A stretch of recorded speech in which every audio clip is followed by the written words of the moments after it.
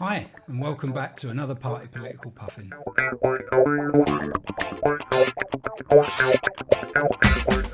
This is another part of the series looking at some of the institutions of our society, how it's structured and how we interface with it. This episode's about national elections, and to be more specific, we'll be talking about voting in those elections, and we'll also talk about claims of voter fraud. This poses many questions, such as, does voter fraud exist? And does it have any impact on the outcome of elections? If it doesn't, why is there the claim that there is? What are the ramifications of the solutions put forward, such as voter IDs, etc.? What are elections and why do we vote? Elections are among the most ubiquitous of contemporary political institutions and are generally seen as a fundamental condition for a democracy to exist. Voting in those elections is the single act of political participation undertaken by a majority of adults in a majority of the nations in the world today. At a basic level, voting provides a mechanism by which the people are able to choose their leaders. It's also used as an indication of public choice of government policies. After all,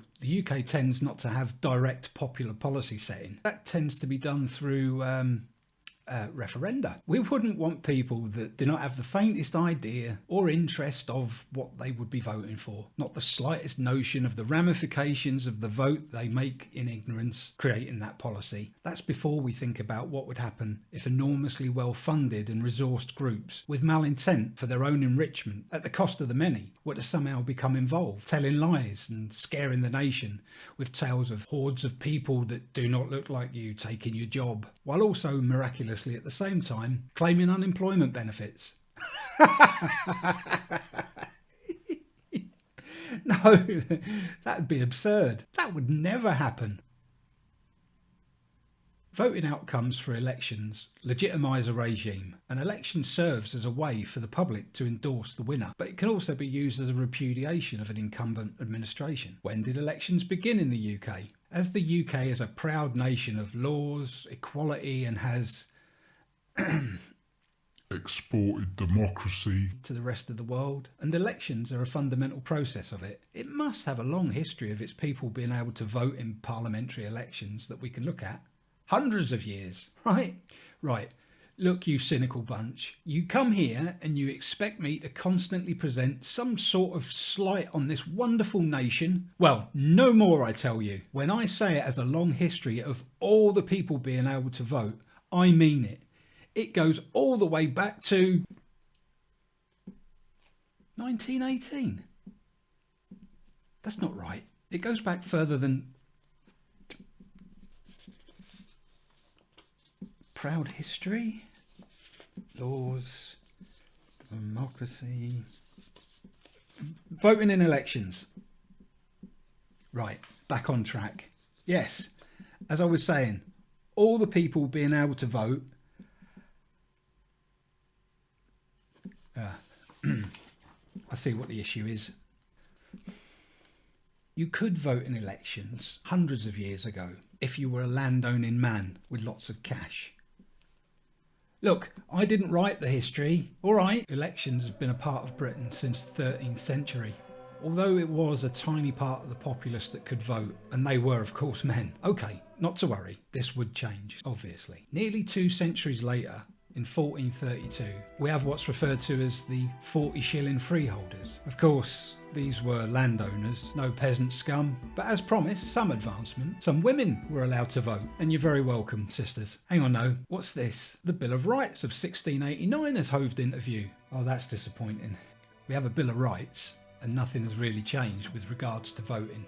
Okay, now we're talking. The Reform Act of 1832, it made major changes to who could vote, giving the vote to small landowners, tenant farmers, shopkeepers, householders who paid a yearly rental of £10 or more. Oh, and some lodgers. And of course... Sorry, sisters. This act explicitly stops you from voting. Well, that's really sexist and shit. Okay, now this time we are making some sort of progress. The 1869 Reform Act increases the percentage of men that can vote, and some of these are working class. Right, seeing how this is working or not, let's flash forward in time a bit.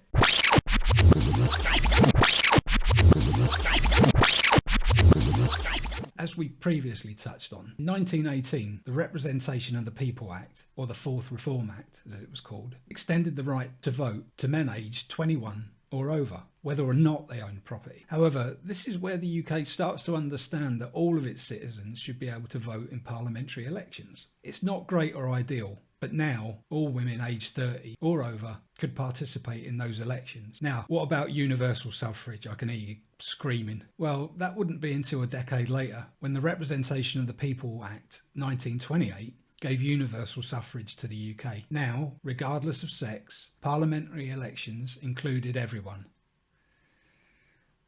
We'll get to that.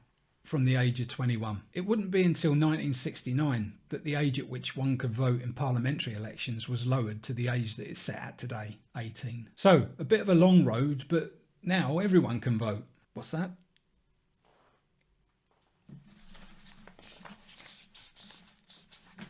Yeah, okay.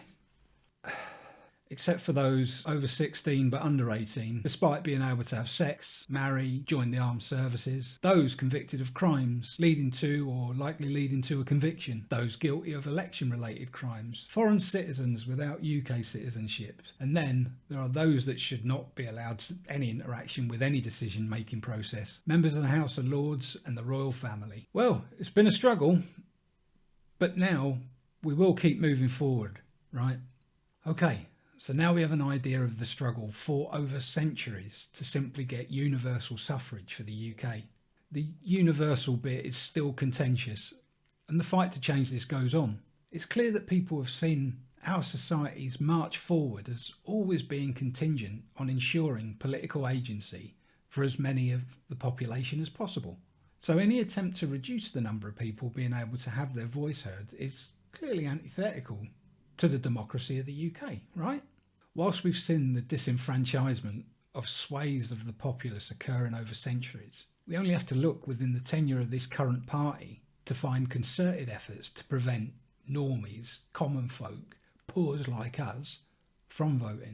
If we go back to just when the Tories took power in coalition, we'll see an open attack on democracy by the then Prime Minister David Cameron wanting to close down the BBC. This caused a palpable chilling effect on journalism in general and negative reporting of the Tories. They presided over attempts at the gerrymandering of parliamentary constituencies. Just a quick definition, as gerrymandering is not the most common of words. Gerrymandering is the practice of dividing or arranging a territorial unit into election districts in a way that gives one political party an unfair advantage in elections. There are some subtle variants of gerrymandering, but this definition really does cover the concept. And of course, the fallacious Pickles report into voter fraud. Even though Pickles' report was widely seen in 2015 as a blatant attempt at legitimising a power grab, they rolled out a series of trials anyway, despite widespread condemnation that the trials clearly showed voters being denied their votes and many other concerns. You know, it's illiberal. It's an illiberal solution in pursuit of a non-existent problem. If you've got an ID card, you're putting a barrier in the way of people to exercise their own democratic rights, which is not necessary and shouldn't be there. It's pointless. It's a waste of time. It's a waste of ministerial effort. And as I say, it's an illiberal solution in pursuit of a non-existent problem. And it will be expensive for nothing. Oh, those are not my words. They're not even the words of some lefty loony. They are the words of David Davis, a previous Secretary of State for exiting the European Union. I'm a big fan. Big fan. So here we are on the receiving end of this years-long project to manipulate democracy, the physical landscape of voting, and the actual ability to vote, the Elections Bill. Take a look at what is number one priority on the bill. What is the truth of voter ID? So, they're pushing the bill through. Surely they must have plenty of evidence, or at least a significant suggestion of widespread fraud to be able to stand this claim up, right? At the 2019 election, there were 47.5 million votes cast. Of those, how many cases of fraud were there? 6. And before then?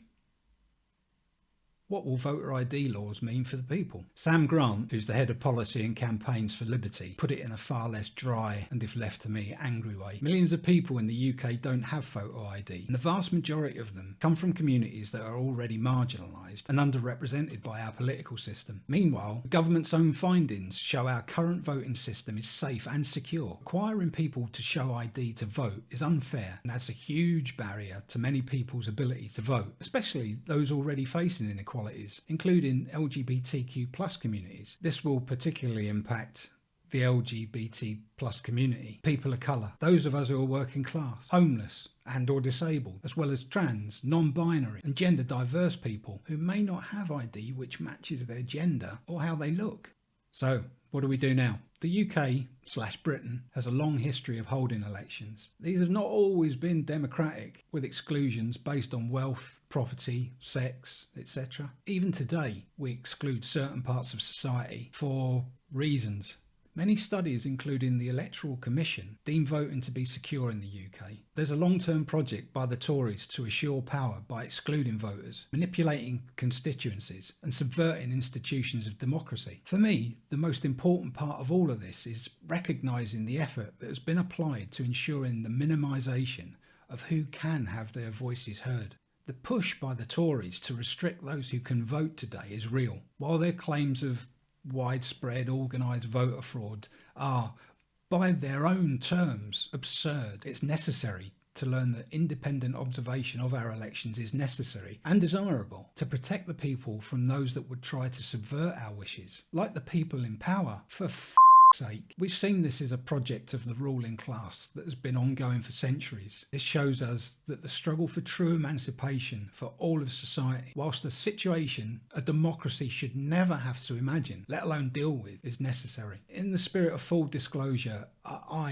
have serious misgivings and doubts about a parliamentary system and the associated voting system for delivering what is necessary for the people. However, as I alluded to earlier, this is the system we find ourselves in today, and so we need to ensure we take the most from it that we can. Despite the concerns I have, I vote in every election I can. Why? Well, I guess the analogy I would use is a very simple one. If I were called out to a duel with an adversary, but when I turn up, they have a gun and I'm given a knife, I'm not going to throw the knife away and protest. I'm going to fight with everything I've got while doing everything else I can to ensure I never have to fight on such unfair terms again. Whilst the struggle's been long and one-sided, it has shown that real change is possible, that change from people like you, me, us. So this is the part where I encourage you to part with your money and do all the YouTube things. But firstly, there is something much more important to do. I need to talk about a beautiful specimen of humanity. I thought about, showing this person's name, and they have a picture as well that you could find, but I